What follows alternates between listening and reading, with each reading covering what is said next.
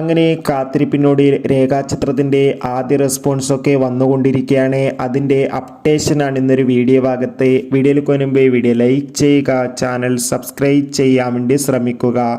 ആസിഫ് അലി, അനശ്വര Rajan, Manoj K Jayan എന്നൊക്കെ പ്രധാന കഥാപാത്രങ്ങളായിട്ട് ഇന്ന് ജനുവരി 9 റിലീസ് ചെയ്ത ചിത്രമായിരുന്നു രേഖാചിത്രം. എല്ലാ സിനിമാ പ്രേമികളും ഒരേപോലെയായിരുന്നു രേഖാചിത്രത്തിൻ്റെ റിലീസിനായി കാത്തിരുന്നത്.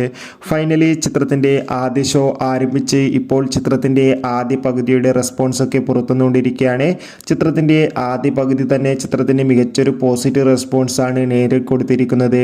ചിത്രം കാണുന്ന സിനിമാ പ്രേമികളെല്ലാവരും ഒന്നടങ്കം പറയുകയാണ്, രേഖാചിത്രം എന്ന ചിത്രം മികച്ചൊരു ത്രില്ലർ ചിത്രമാണെന്നും ചിത്രത്തിൽ ആസിഫ് അലിയുടെയും അനശ്വര രാജിൻ്റെയും മികച്ച അഭിനയം തന്നെ കാണാൻ വേണ്ടി സാധിക്കുന്നുണ്ടെന്നും.